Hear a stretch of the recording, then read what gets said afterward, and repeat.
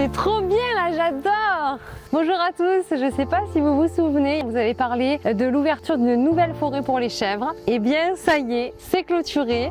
Et donc aujourd'hui, on va les accompagner dans leur nouvelle forêt. Allez, venez avec nous. Allez, Piquette, on y va!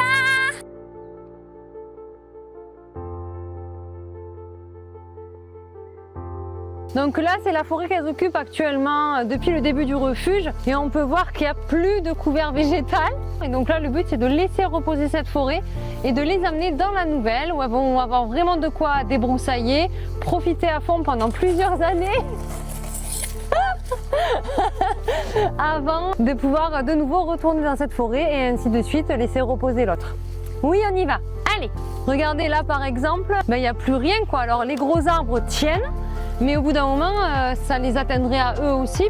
Donc là, on fait une première étape. On vient de rentrer au début de leur nouvelle parcelle. Mais comme les chèvres, c'est pas hyper courageux, on y va doucement.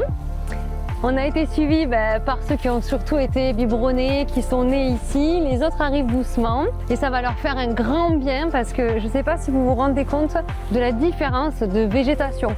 Là, on est en alerte canicule depuis des semaines et au final, il y a quand même beaucoup d'herbe au sol, il y a plein de branches fraîches, ils vont pouvoir se régaler et ça fait vraiment plaisir. C'est bon mon bonhomme. C'est parfait parce qu'elles ont quand même accès aux infrastructures habituelles pour le nourrissage, pour le dodo, pour faire l'appel du matin. Mais là déjà vous pouvez voir que c'est très riche. Malgré la sécheresse qu'on a depuis plusieurs semaines, c'est encore herbagé au sol. Et on voit qu'elles commencent à se régaler. Mais qui c'est qu'on a là? C'est notre belle Suzanne. Vous vous rappelez d'elle? On l'avait secourue dans une remorque enfermée sous une bâche. C'est trop bien là, j'adore!